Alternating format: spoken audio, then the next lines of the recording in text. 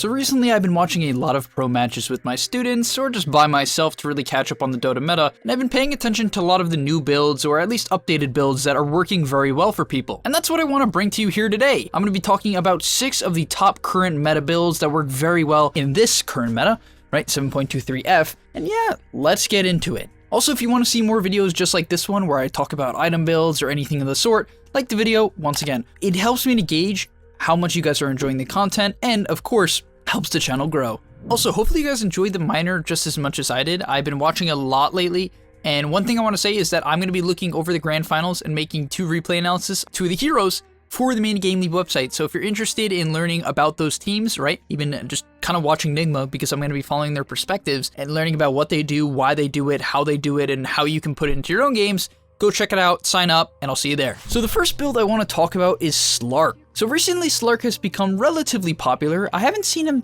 too much in the pro scene if I'm not mistaken, but he definitely does pop up here and there. And the current build that most players are going goes as follows.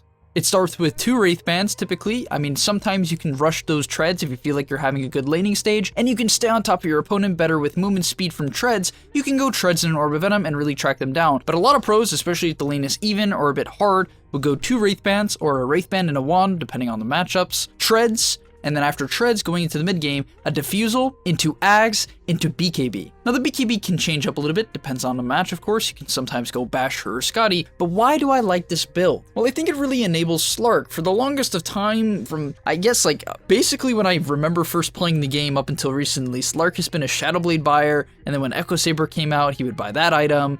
And now things have changed, and the reason why I think I like this build so much is it really enables Slark to be a early game to mid game fighter who actually has sustainable damage. One of the main issues with Slark in the past was when you rushed his Shadowblade, you had very low HP, you couldn't really kite in and out that effectively, and therefore I think the hero was quite weak. In fact, there was times in Dota where I thought Slark was the worst hero in the game. Like, I genuinely hated playing with Slark, I didn't like playing against it. Actually, that's not true. Sometimes I did. But regardless, going back to this current hero, the treads into Diffusal into Ags, especially considering treads were buffed, is so potent. Reason being that Diffusal gives you this really nice mix of damage with also tracking, right? Pounce is not reliable enough to control people. It's really not. It's really not. But the Diffusal slow gives you enough damage and slow consistently to actually stay on top of people and build up the stacks. And on top of that, it might be hard to use in the past, right? When people were rushing Shadowblade with very little stats, you could hit them twice, and then once Dark Pact was out, you had to pounce away. And so with this Wraith Band into Wand, or Wraith Band, 2 Wraith Bands into Treads, you have tons of stats to kite in and out, and then going into the Ags, you get another stats-based item that is going to give you plenty of mana to farm. Also, you get jungle items, which help Slark a lot, right? Iron Talon's great, Aquila great, Ocean Heart's great, Ironwood Tree is great, and then you get this Ags, and it's like, okay, you have 2 pounces, which makes Slark the most mobile hero in Dota. I'm literally think he has more mobility than Storm Spirit at that point, strictly because of how low of a cooldown the pounce is. You, no joke, can cause a hero to basically not be able to move. Like, I'm pretty sure you can infinitely control people if you have like a single cooldown reduction item or an arcane rune or something like that. Pretty sure you can infinite pounce, and that's how crazy it is. It really allows you to kite in and out, build up stacks, and play how Slark is supposed to be played. Not just this, you know, like kill one person and then be useless playstyle. It's like this sustained in and out playstyle. Next up, let's get into Riki. And I recently made a video on Riki, and I really have been seeing more and more of him at the tournament, and that's just awesome because I was like, oh, maybe the LGD games were a bit of a fluke and no one else thinks it's good. That's not the case. I believe RNG, who came in 2nd place at this minor, were picking it as well. And I think the reason being is that it's just so strong in its early game timings. Once you have this maxed out Blink Strike, you can make so many plays on the map because the charge cooldown restore time is only 10 seconds, as well as you have more mobility with your E, so it's like you're just everywhere. You're literally everywhere. I, no joke, just played a game of it. I believe I went 21-6, and I was doing super well. I sustained basically a solo lane, and then was able to get multiple kills by TPing into a good fight. Regardless, let's get into the build now. Typically for Riki, what you're going to go is actually very similar to Slark, funny enough. You're going to go Wraith Band into Wraith Band, or sometimes Wraith Band into Wand if you feel like they have a lot of spells. It can help you, deal with Riki's slight mana issues that he can occasionally have. Regardless, it's the 2 stat items into Treads, and then you go into Diffusal. But really where this build gets interesting is the next item. After Diffusal Blade, you're going to go Battle Fury. And the reason for this is that with Diffusal, you have plenty of damage, right? You're going to do plenty of damage. You can solo kill most supports, you have pretty sustained damage because of your abilities, right? They allow you to kite in and out very effectively. And therefore you go Battle Fury, and it's really cool because A lot of carries, they take 2 to 3 items to properly come online. Examples of that is PL, right? Typically with his diffusal blade timing, you can fight if your team enables you, but in pubs, it's very, very difficult. Same thing with Naga, it's very, very difficult. You have to be a top tier player with top tier decision making to make those heroes work before they have like 2 to 3 items, especially, you know, the 3 item timing. Riki though, because you're always invis and you have smoke cloud and all this mobility, you can buy a Battle Fury second item, and even though you're pretty squishy, it's so hard for people to track you that if you play smart, you can do so much damage, and you can continue farming. Once you hit this Battle Fury timing, you go from a hero that can't farm a single camp to being able to shred camps. Literally, your tricks of the trade with Battle Fury is basically one-shots waves as long as you get slightly lucky, and therefore, you don't even have to show on the map, right? You tricks of the trade the wave, no one sees you, you don't show on the map. It's incredible, especially in pubs. No one's going to be paying attention. All their waves are going to get shoved in, and they won't even know.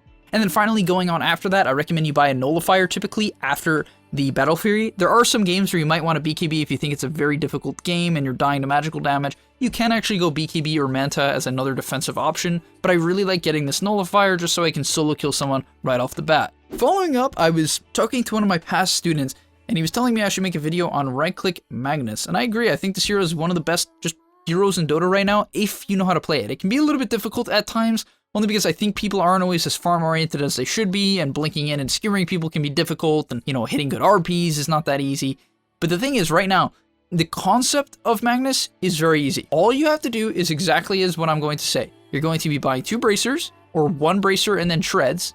Typically, I've been seeing a lot of 2 bracers. And then after that, right, after that, you're just going to be jungling. You're going to jungle the whole game because you max out in power. It gives you like a gajillion damage and a gajillion cleave. And then after your treads, you're going to buy an Echo Saber. And then things get a little bit sketchy after the Echo Saber. I recommend most games you buy Echo. It gives you good mana to continue sustaining your farming as well as empowering cores as well as yourself. And then you have some options, right? You can either go blink if you feel like you're going to hit some RPs or you need to catch some people or get on top of supports that you can burst because literally your right clicks are like nukes once you get into the mid game. And then after the blink, you can go some sort of tank items, right? You can go a Crimson, you could buy a Vlad's, a Dominator, a Shiva's. You have so many options on Magnus, but the typical standard build is either this Echo into Blink and then BKB Ags, or simply just Ags BKB. You literally can go Echo into Ags into BKB, and you have like 3,500 HP, you're super mobile with the Ags, making it skewer a 6-second cooldown, and you have a BKB, which basically makes you unkillable. It's super hard to deal with Magnus, and the way you should make this determination is, what does my team need? If they want me to do damage and just move around the fights and deal a ton of damage, Ags is great, but let's say they need you to just frontline. You can go something like the Crimson Guard and counter out a physical damage lineup, or you can even go a pipe in the right match, right? The great thing about Magnus is you have a lot of options. It makes the hero difficult, but you have options. Next up is one of my favorite item builds of this patch because it's so unique to Dota. It's something we've basically never seen before, and that is no boots on Lifestealer. Well, clearly you're just not gonna completely skip boots. Every hero needs a ton of movement speed. But the interesting thing about Lifestealer is with his new Rage and Feast abilities, he actually doesn't really need boots in the early game. In fact, because you have so much attack speed, you're actually either going to be rushing a Maelstrom or an MKB.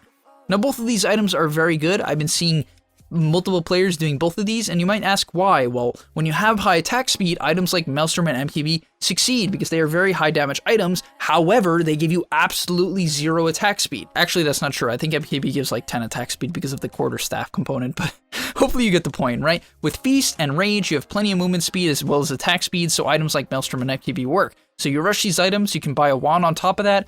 After you get it, then you can go back for your phase boots so you're tanky and can move around the fight, as well as use the phase boots damage in combination with your feast attack speed. But after that, you go for a halberd almost every single game. Halberd's stats for Lifestealer are incredible, right? Not only do you get more of the healing, right? It gives healing app now, Sanj. But the thing is, it gives a ton of strength, it gives quite a bit of damage, and it gives you a disarm, which helps you deal with right clickers that counter you. And finally, after that, if you went Maelstrom, you should almost always upgrade to the Mjolnir to just deal more damage.